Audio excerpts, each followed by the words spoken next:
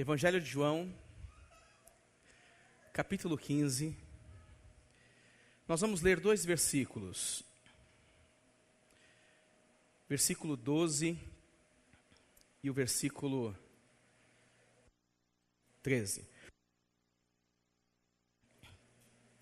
O meu mandamento é este: que vos ameis uns aos outros, assim como eu vos amei. Ninguém tem maior amor do que este, de dar a alguém a própria vida em favor dos amigos. Amém. Senhor, mais uma vez eu oro e quero aqui te pedir, Senhor, a sua graça, a capacidade de poder expressar e falar da sua palavra. Senhor, no nome de Jesus, me dê condições para isso. Que todos nós venhamos, ó Deus, compreender, entender de forma clara, entender de forma coerente, por meio do seu Santo Espírito, aquilo que o Senhor tem a nos dizer, Senhor. Usa a minha vida, Pai, no nome de Jesus. Deus, aqueles que precisam de renovação espiritual, renovação emocional, aqueles que precisam que a sua esperança seja restaurada, Pai, eu quero te pedir, Senhor, no nome de Jesus, restaura nessa noite, Pai, que nós venhamos perceber o teu grande amor manifestado a todos nós, por meio do seu Filho Jesus, morrendo e ressuscitando na cruz do Calvário, Pai. Que todos nós tenhamos convicção de que a melhor escolha foi esta, de estarmos na sua presença, te adorando e te bendizendo, Senhor. No nome de Jesus, abençoa-nos, fala conosco. Amém. Meus irmãos, quando pensava nesse texto, ao longo desta semana, confesso aos irmãos que eu naveguei por muitos textos bíblicos e tive muitas ideias sobre o que falar, como falar, o que dizer, até porque nós estamos num domingo muito especial, domingo de Páscoa, um dos domingos, uma das datas mais importantes do calendário cristão.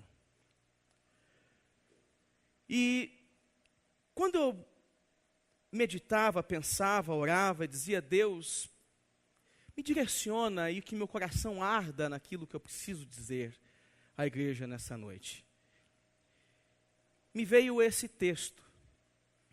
E junto a este texto, me veio uma frase e uma ideia. A frase é a seguinte: ninguém resiste uma atitude que reflete o verdadeiro desejo de querer o bem. Ninguém resiste atitudes que transmitem a ideia de que alguém deseja ou quer o bem. Alguém disse que o segredo da felicidade é encontrar as nossas alegrias na alegria dos outros. O segredo da felicidade é encontrar a nossa alegria na alegria dos outros. Então, querer bem é uma das ações que mais refletem a vida de um cristão. Não só como reflete a vida de um cristão, como também reflete o caráter do próprio Deus, porque Deus, em sua essência, Ele deseja o bem para a sua criação. Deus, em sua essência, Ele deseja o bem para toda a sua criação. Na verdade, assim Deus o fez ao criar o ser humano. E talvez nessa noite nós vamos navegar aqui por águas que você já conhece muito bem. Talvez aqui nessa noite eu vou falar mais do mesmo e nada de novo debaixo dos céus, como Wagner costuma dizer e gosta de dizer. Mas eu preciso dizer para os irmãos que o ser humano, ele é envolvido generosamente por esse tão grande amor. Porém, nós devemos nos lembrar que lá no princípio de todas as coisas, a decisão do homem o levou ao fracasso. Deus queria o bem para toda a sua criação, mas a decisão do homem o levou ao fracasso. O livro do Gênesis vai nos mostrar justamente este fracasso. O capítulo 3 de Gênesis, versos de 1 em diante, mostra o momento exato em que a sua escolha, por meio de uma influência, o conduz a este fracasso que não só o leva à destruição, mas consigo leva toda a criação a experimentar da destruição. E o texto no versículo 1 de Gênesis 3 diz-nos assim: mas a serpente mais sagaz que todos os animais selváticos que o Senhor Deus tinha feito, disse à mulher, é assim que Deus disse, não comereis de toda a árvore do jardim? Respondeu-lhe a mulher, do fruto das árvores do jardim podemos comer, mas do fruto da árvore que está no meio do jardim, disse Deus, dele não comereis, nem tocareis nele para que não morrais.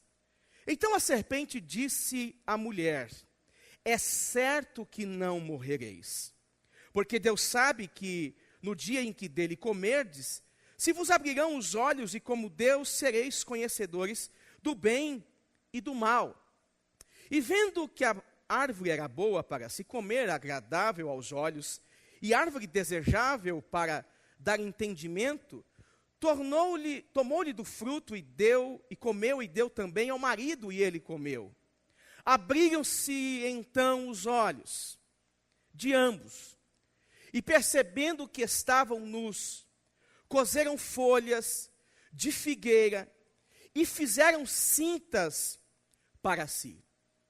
Me parece que aquilo que era perfeito, me parece que aquilo que Deus desejou para os homens, que eles vivessem o bem, que eles colhessem do bem, me parece que isto foi deformado, adulterado pela ação do pecado. Com isso, irmãos, aquilo que era traduzido por amizade, relacionamento, amor, agora torna-se uma relação de medo e de temor. Porque o texto vai dizer no livro do Gênesis que na virada do dia, na viração do dia, o Senhor apresentava-se a Adão, a sua criação, a Eva, para que ali eles pudessem se relacionar. E me parece que o texto está propondo isso. Uma ação que promove a relação, uma ação que dentro dela contém a amizade, contém o amor, contém justamente essa troca de afinidades. Um Deus tão grandioso, um Deus tão poderoso, cria todas as coisas e quer o bem e se relaciona com a sua criação. Porém, agora o texto vai dizer que os olhos dos homens, desse casal, se abrem. E ao se abrirem, eles vão se esconder. Então, aquilo que era perfeito, se torna imperfeito, deformado. Aquilo que era claro, aquilo que era baseado no amor, agora é baseado no medo. Porque o verso 8 e o verso 9 de Gênesis vai dizer assim: quando ouviram a voz do Senhor Deus, a mesma voz que eles estavam acostumados a ouvir, a voz do Senhor Deus que andava no jardim pela viração do dia, esconderam-se da presença do Senhor Deus, o homem e sua mulher, por entre as árvores do jardim. Veja como esta relação agora está toda destruída, fragilizada. Estes homens, eles não conseguem mais se relacionar com Deus que os chamava pelo nome. E eles vão se esconder atrás de uma árvore, com medo. O verso 9 diz: e chamou o Senhor Deus ao homem e lhe disse: onde estás? Não que Deus não soubesse onde o homem estava. Onde está? Eu quero saber a sua resposta, porque vocês se esconderam de mim. Não fui eu que se escondi de vocês. Onde estás, criação que eu tanto quero bem? Onde está, criação que tanto eu desejo o bem? Ele respondeu, verso 10: ouvi a tua voz no jardim, e porque estava nu, tive medo e me escondi. Ora, era a mesma experiência diária, era a mesma relação de todos os dias, era o mesmo ambiente em toda a virada do dia. Só que agora a deformação, só que a adulteração, provocada por uma escolha, provocada por uma decisão, levou esses homens, levou a criação à mais profunda destruição e ruína. Nós estamos falando da criação, que Deus, ao encerrar seu trabalho, Ele olha para todas as coisas, e ao chegar no homem, no macho e na fêmea, Ele diz: é muito bom. Tudo que eu fiz é muito bom. É muito bom. Passam-se as gerações. Deus continua procurando o homem para se comunicar. Deus continua procurando o ser humano para se relacionar. E Deus resolve agora, segundo a narrativa da história do Gênesis, eleger um povo, pessoas que viviam em profunda angústia e sofrimento. E aqui nós estamos falando especificamente dos hebreus, aqueles que viriam a ser chamado o Israel de Deus. Nós devemos nos lembrar que coube também a Deus se apresentar ao seu povo e arrancá-los do Egito e formar ali uma nação. E essa nação ergue um templo. Essa nação, além de erguer um templo, agora ela está preparada e pronta para levar uma vida de devoção, com leis, com regras, com cerimônias que viessem indicar a sua crença, a sua fé, a sua piedade em relação a Deus. Deus liberta essa nação, esse povo que está preso no Egito, porque Ele quer o bem destes homens. O seu exercício de libertação começa com a sua percepção, ao notar a angústia de Israel. O texto de Êxodo vai dizer que Deus, ao perceber a angústia do seu povo, Ele resolve livrar o seu povo da sua angústia. É o mesmo Deus que está se aproximando do homem, desde o começo de todas as coisas, e aqui Ele continua se aproximando do ser humano para livrá-lo de sua angústia. Livro do Êxodo, agora nós vamos ler capítulo 12. Porque este Deus, que aparecia na virada do dia, agora é o Deus que vai descer na terra para livrar o seu próprio povo.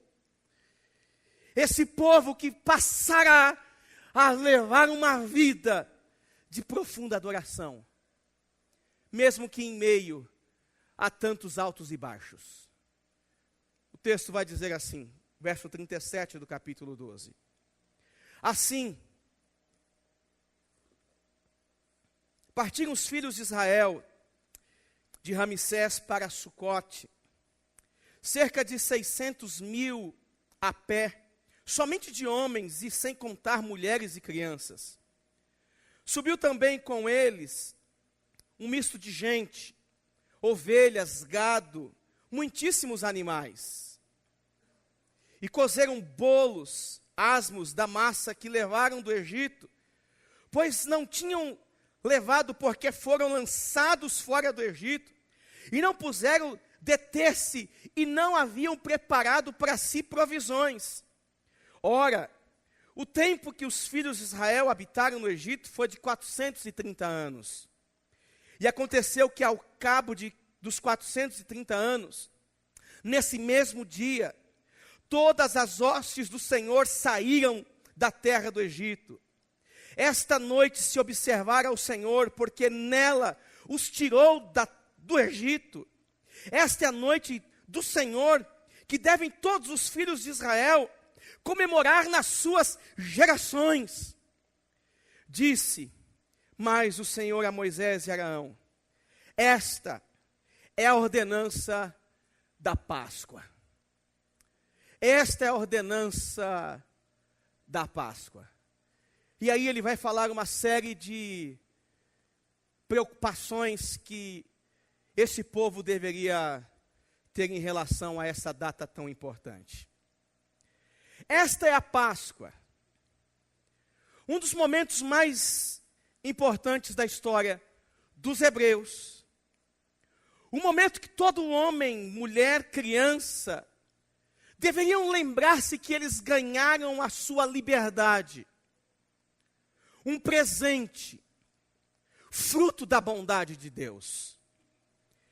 Este é o momento no livro do Êxodo que Deus resolve abrir um novo caminho para que todos se tornassem livres.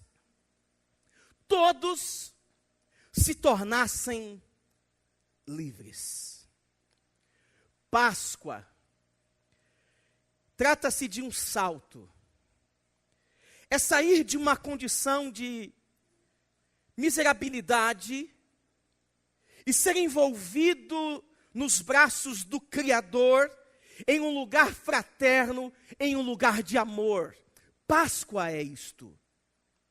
Páscoa é dar um salto. É um lugar de pular, mudar de direção, mudar de ambiente, mudar de condição. Por isso que todas as vezes que o hebreu, que o israelita viesse a celebrar a sua Páscoa, ele estava celebrando e se lembrando de uma mudança de condição. Eu era preso, nós éramos presos, os nossos pais estavam sendo assolados, agora nós não somos mais porque Deus nos livrou.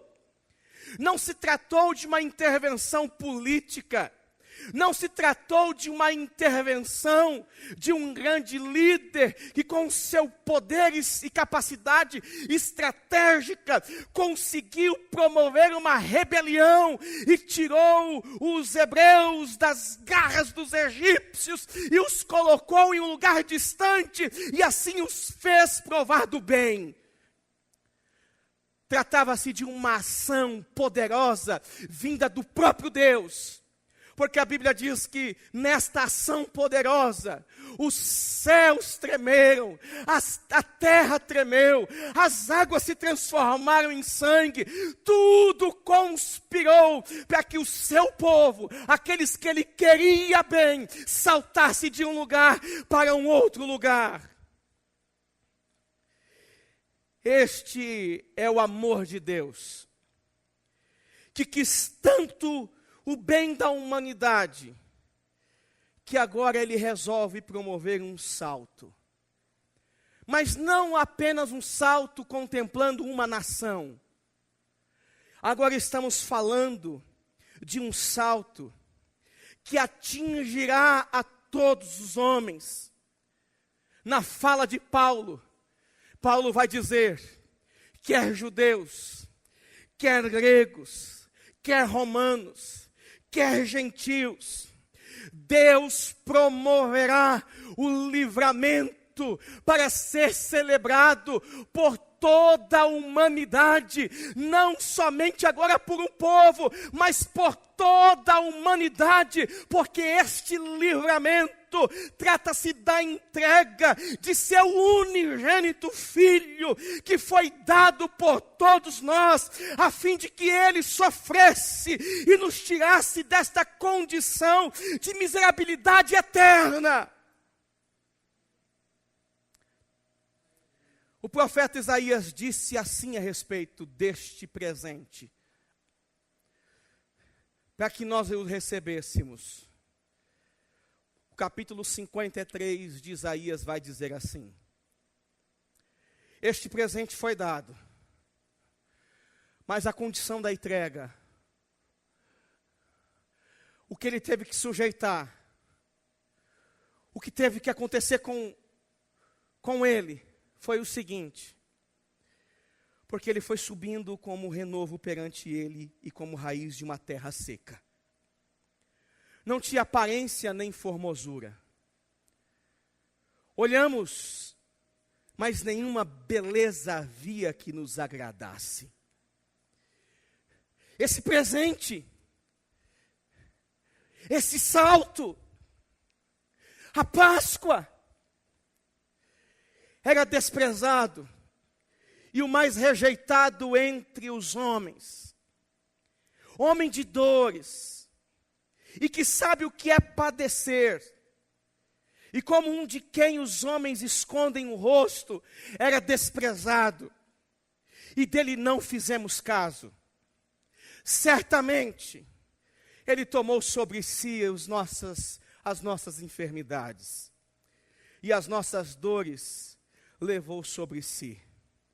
E nós o reputávamos por aflito, ferido de Deus e oprimido. Mas ele foi transpassado pelas nossas transgressões e moído pelas nossas iniquidades. O castigo que nos traz a paz, o salto, a Páscoa, a nova condição, estava sobre ele, e pelas suas pisaduras fomos sarados. Todos nós andávamos desgarrados como ovelhas. Cada um se desviava pelo caminho. Mas o Senhor fez cair sobre ele a iniquidade de todos nós. Ele foi oprimido e humilhado, mas não abriu a boca. Como o cordeiro foi levado ao matador, e como ovelha muda perante os seus tosqueadores, ele não abriu a boca. Por juízo opressor foi arrebatado, e de sua linhagem quem dela o cogitou? Porquanto foi cortado da terra dos viventes por causa da transgressão do meu povo, foi ele sim ferido. Designaram-lhe a sepultura com os perversos, mas com o rico esteve na sua morte, posto que nunca fez injustiça, nem dolo algum se achou na sua boca. Todavia ao Senhor agradou moê-lo, fazendo enfermar. Quando der ele a sua alma como oferta pelo pecado, verá a sua posteridade e prolongará os seus dias, e a vontade do Senhor prosperará nas suas mãos. O salto, a Páscoa. Ele verá o fruto do penoso trabalho de sua alma e ficará satisfeito. O meu servo, o justo com seu conhecimento, justificará muitos, porque as iniquidades deles levará sobre si. Esse foi Jesus. Esse foi Jesus.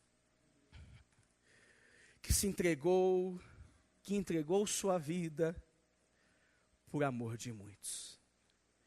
Esse foi Jesus que, no extremo do seu sofrimento, ele consegue olhar para a humanidade, desejando-lhe o bem. Esse foi Jesus que, no extremo da sua angústia, consegue olhar para a humanidade, desejando o bem, na mesma lógica que acontecia no Éden, que Deus procurava o ser humano, que Deus procurava a sua criação, que Ele tinha dito, é tudo muito bom. Está aqui novamente Deus, por meio do seu Filho, procurando a criação, querendo, desejando-lhe o bem. Agora, Ele precisa fazer algo mais. Ele precisa se entregar. Deus precisa entregar o seu Filho. Jesus precisa se entregar. E esse Jesus, ele se entregou. E ele foi ao extremo. Chegando ao ponto de, na cruz, ele olhar para aqueles que estavam ao seu lado. Aqueles que estavam abaixo. Em Lucas 23, versículo 33, o texto diz assim: que quando chegaram ao lugar chamado Calvário, ali o crucificaram, bem como aos malfeitores, um à direita e o outro à esquerda. Contudo, Jesus dizia: Pai, perdoa-lhes. Pai, perdoa-lhes. Veja o Criador olhando novamente para a sua criatura, para a sua criação, desejando-lhe o bem, e agora ele vai dizer para o Pai: Pai, perdoa-lhes. Perdoa-lhes porque eles não sabem o que fazem. Os perdoe, Pai. Nesse momento, Jesus entrega o seu espírito e morre. Mas, ainda em vida, João registra esse texto do Evangelho, as palavras de Jesus, que tem algumas lições muito importantes relacionadas com essa ideia da Páscoa. Porque o objetivo do Evangelho de João, capítulo 15, é demonstrar algo muito específico. É demonstrar a relação de Deus quanto ao seu desejo em querer o bem para o ser humano. Porque o verso de número 1 em diante está apontando para a seguinte ideia: eu sou a videira, estou em João capítulo 15, e meu pai é o agricultor. Todo ramo que, estando em mim, não der fruto, o que ele faz? Ele faz o que, irmãos? Pode falar, gente, não é pecado não falar na igreja. Corta. Só é pecado você falar na igreja mal dos outros, aí está errado, ok? Lembramos que o texto aqui, acho que vocês se recordam que eu preguei isso há muito tempo, que o texto se refere a não cortar exatamente e jogar fora, e sim levantar. Preparar para que haja uma melhora nesse ramo, ok? A ideia do texto é exatamente essa. Então, dos versos de número 1 até o versículo de número 11, a relação que está se estabelecendo aqui nesse texto é uma relação de cuidado, de amor e de misericórdia. Por que uma relação de cuidado, uma relação de amor e uma relação de misericórdia? Porque Jesus está aqui trazendo uma parábola dizendo que Deus, que representa aqui o grande agricultor, é esse Deus que quer o bem para a sua criação, é esse Deus que quer se relacionar com a sua criação, é esse Deus que os trata como amigos, é esse Deus que os trata trata de pertinho, que quer estar próximo do homem, porque quando um dos seus ramos não está muito bem, ele vai lá e corta, poda, levanta, prepara esse ramo para que ele receba mais ventilação, mais água, mais oxigenação. Esse ramo vai receber um cuidado especial, a fim de que ele produza fruto e continue vivo. Então a relação do texto é uma relação de cuidado e de amor. A relação do texto é uma relação de misericórdia e de aproximação. É uma relação de cuidado. É uma relação daquele que, na virada do dia, se aproxima do ser humano, querendo estar perto do ser humano. É uma relação de quem quer falar. É uma relação do Criador, querendo falar com a sua criação. Quando Jesus apresenta então essa parábola, a dimensão da parábola é a dimensão do amor. Só que o resultado desta parábola é que Jesus quer que os seus discípulos permaneçam no amor. Jesus quer que os seus discípulos se mantenham no amor, guardando todos os seus mandamentos. Por isso que no versículo 12 que nós lemos no Evangelho de João, ele disse assim: o meu mandamento é este, verso 12 do capítulo 15 de João, que vos ameis uns aos outros, assim como eu vos. Que amor que é esse? É o amor do cuidado, é o amor do zelo, que prevê o zelo. É o amor que está sendo aqui apresentado na parábola do agricultor, em que Deus está cuidando da sua criação, desejando, querendo o bem para a sua criação. O resultado desse cuidado é manifesto nesta parábola. E Jesus está dizendo aos seus discípulos, isso é um convite, para que também venhamos manifestar o cuidado e a bondade ao próximo.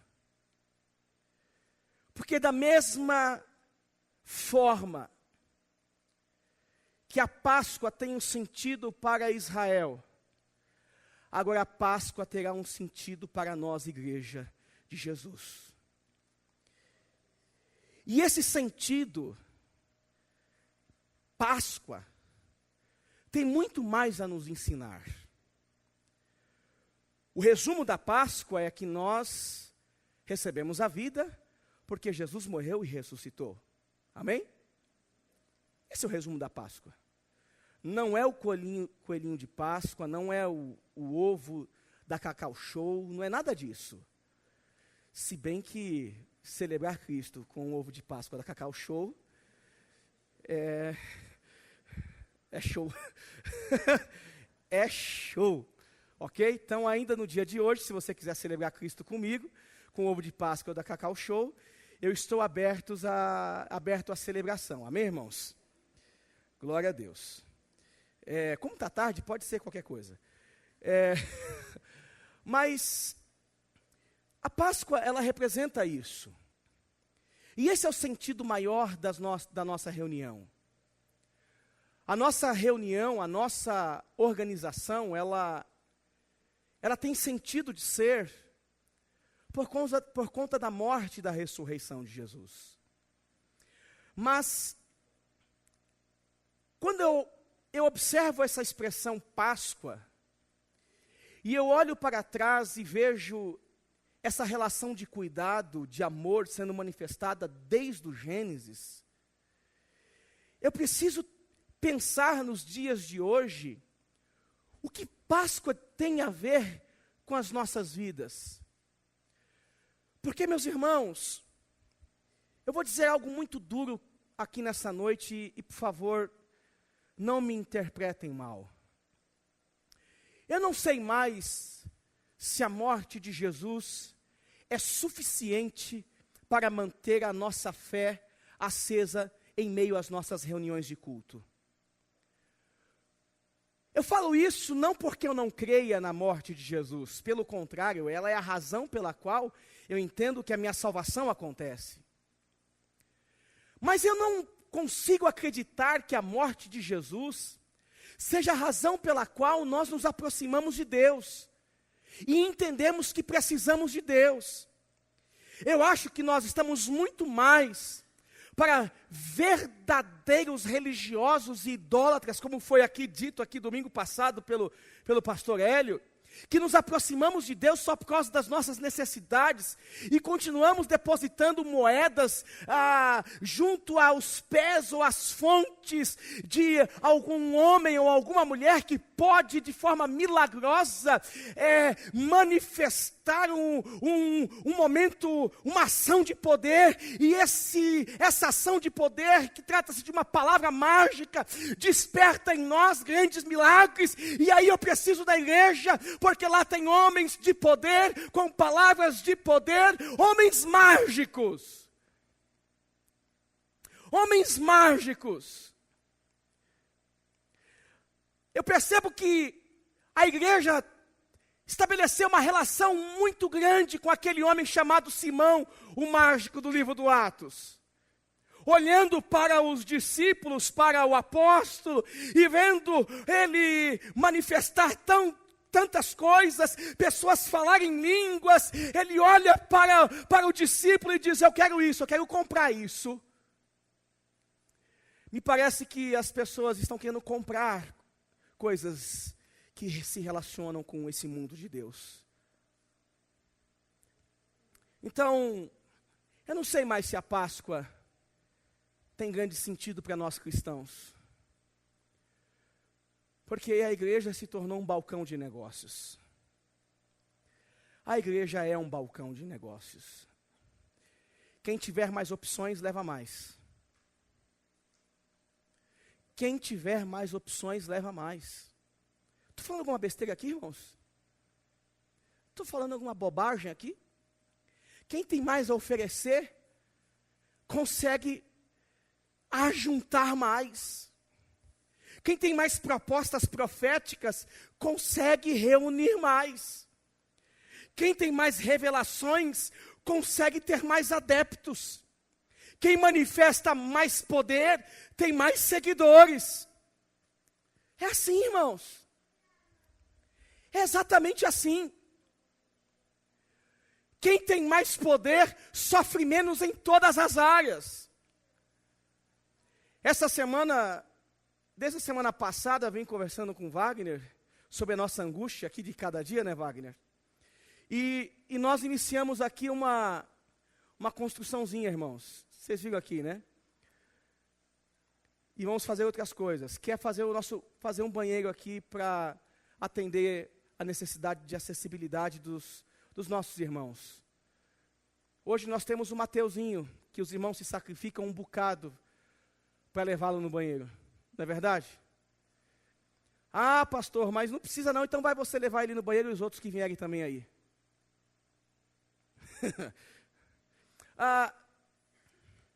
Eu pensei numa besteira, gente.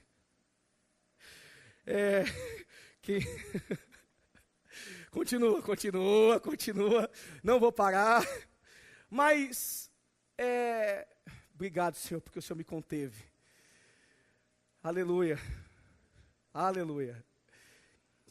E nós conversávamos sobre a dificuldade que nós estamos tendo para fazer um trabalho como esse. O nosso irmão Adenilson aqui, que é meu chefe, sabe da importância, mais do que eu, de nós colocarmos uma porta ali na igreja para atender a necessidade do AVCB, né? E outros detalhezinhos mais. Irmãos, eu tenho orado a Deus, pedindo que Deus nos ajude, porque vai chegar um momento que eu vou ter que fazer uma escolha. Eu vou ter que fazer uma escolha. Ou mantenho algumas coisas que são desnecessárias, porque a vida pastoral às vezes é desnecessária, ou eu faço aquilo que é necessário para a vida estrutural da igreja. Sabe, os grandes balcões de negócio, Gerson, não tem dificuldade com essas questões. Levanta-se uma campanha dizendo, quem contribuir aqui com a oferta do Siloé, do Jefté, da bicicleta sem freio, da Santa Priscila, misturada com Santa Simone, misturada com Santa Joelma, e aí vai a todas as mulheres aí santas, né? Aí a bênção de Deus virá sobre a tua vida, e você nunca mais vai ficar enfermo. Nem gripe você vai pegar. Vacina contra a febre amarela é só dar dízimo que acabou. Não tem vacina. Dízimo repreende tudo, nena. Acabou. Só dá um dinheirinho. E é um balcão de negócios. Então, eu fico pensando qual o sentido da Páscoa para esses ambientes. Qual o sentido da Páscoa para nós que estamos vivendo em, às vezes, grande aperto? Que nem ao menos conseguir fazer essas coisas tranquilas a gente consegue, irmãos. Qual o sentido da Páscoa? Isso é um negócio? Isso é um negócio, Valtinho? Ou isso representa, na verdade, a morte e a ressurreição de Cristo? Qual o sentido da sua fé? Você crê exatamente em quê? A sua fé está alicerçada exatamente em quê? A sua convicção em relação à salvação está baseada em quê, meninas? Em quê? Nós estamos firmados em quê? Porque a festa da Páscoa era uma celebração, ou seja, olhe para trás, veja a libertação do meu povo. E ali os filhos dos filhos dos filhos celebravam a libertação do seu povo.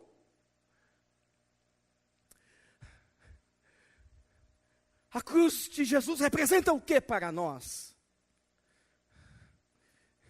A Páscoa é o que para nós? A Páscoa é o que para você? A Páscoa é o que para a sua casa? Qual é a lembrança que vem à sua mesa no domingo de Páscoa? Os teus filhos estão se lembrando do quê? Será que hoje na tua mesa falou-se de Jesus? Será que hoje na tua mesa falou da morte e da ressurreição de Jesus? Será que hoje na tua casa o Cristo foi lembrado? Será que hoje no meio da tua família o Cristo foi ao menos lembrado? Porque a gente agora é muito bom para lembrar de Cristo com mensagens prontas do WhatsApp, do Facebook, do Instagram. A gente nem mais se dá o trabalho de copiar, de pensar e escrever. O que representa isso para nós? Ai, achei tão bonitinho, vou mandar para as pessoas que eu amo. Aí coloca tudo em lista. Eu recebo, a Priscila recebe, tudo na mesma hora. Não é verdade? A gente coloca em lista e vai. E vai, e vai, e vai. O que é Jesus para você? O que é a Páscoa para você? Porque nesse texto que nós lemos, Jesus ele vai agora estabelecer uma relação de cuidado com os seus discípulos e vai dizer, está vendo essa relação de cuidado? Eu quero que vocês tenham um para com os outros. Só que por que é que vocês têm que ter essa relação de cuidado uns com os outros? Exatamente por causa disso aqui, o versículo de número 13. Olha só o que está escrito no verso 13. Ninguém tem maior amor do que este. Ninguém tem maior amor do que este. Ou seja, a Páscoa em Cristo é a verdadeira prova de amor dada por Deus. A Páscoa em Cristo é a verdadeira prova de amor dada por Deus. Querer o bem é provar por meio de atitudes. E foi isso que Deus fez.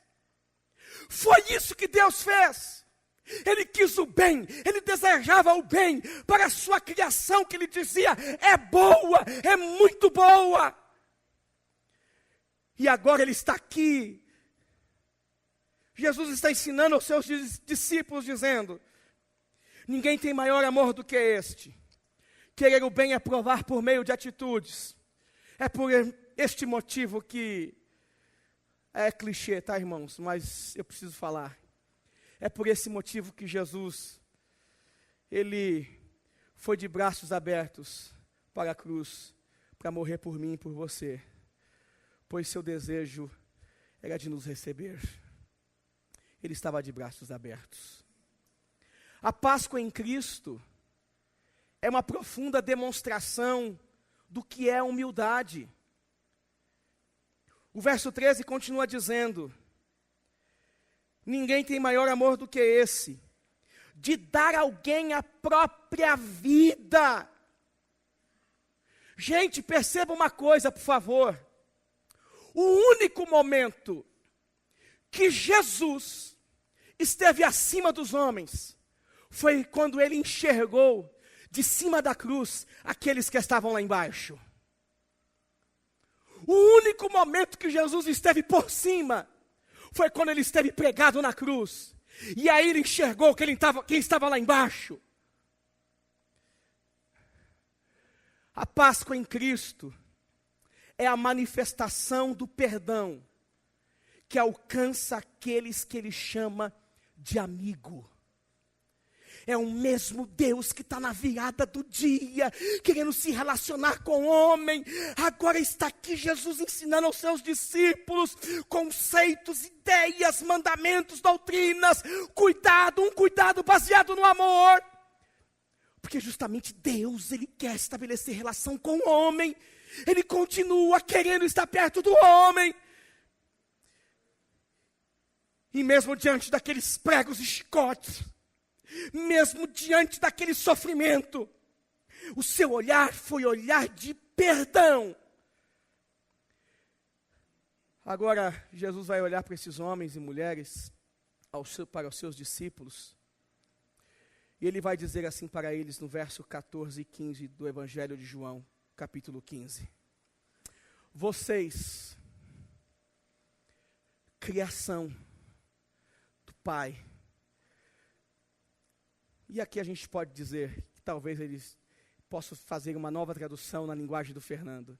Vocês, minha criação. Minha criação, porque nada do que foi feito nada do que existe sem mim existe. Eu sou o Criador, eu estou aqui com vocês. E eu, como Criador, que procuro vocês, que eu quero voltar a dar vida a vocês. Ele vai dizer assim: vós sois meus amigos. Vós sois meus amigos. É a mesma relação que existia na virada do dia. Essa relação de amor, de aproximação, de afinidade. Se fazeis o que eu vos mando. Verso 15. Não vos chamo de servos, porque o servo não sabe o que faz o seu senhor, mas tenho-vos chamado de amigos, porque tudo quanto ouvi de meu Pai, vos tenho dado a conhecer. Vós sois amigos. Estes são aqueles que Deus escolheu e elegeu. Estes são aqueles por quem Ele morreu. Dessa forma eu encerro dizendo que a pedagogia da Páscoa, a partir de Cristo, ela consiste em manifestar o amor e manifestar a humildade. A pedagogia que está por detrás da Páscoa é justamente o entendimento de que nós fomos salvos e livres da sentença que nos colocava em uma condição, como eu já disse, de miserabilidade. E era eterna. Porque por meio da ação de Cristo, nós somos salvos. Páscoa. Páscoa. A Páscoa. Deus te amou tanto. Deus continua te amando. E Deus sempre te amará. Não importa o que você faz. Não importa o que você fez. Não importa o que você vai fazer. Não existe nada que possa superar a dimensão do amor de Cristo manifestado na cruz do Calvário. Ele é o Deus do perdão. Ele é o Deus da reconciliação. Ele é o Deus que nos quer bem. Ele é o Deus que nos ama. Ele é o Deus que nos envolve. Ele é o Deus que nos abraça. E por que não dizer que por conta do sacrifício, do seu sacrifício, Ele nos dá a oportunidade de sermos nova criação. E como nova criação, nós passamos a ouvir a sua voz, assim como o homem ouvia na virada do dia. Nós ouvimos a sua voz, porque o seu Espírito agora habita em nós. Ele habita em mim, Ele habita em você. Ele está aí dentro de você. Ele te ama tanto.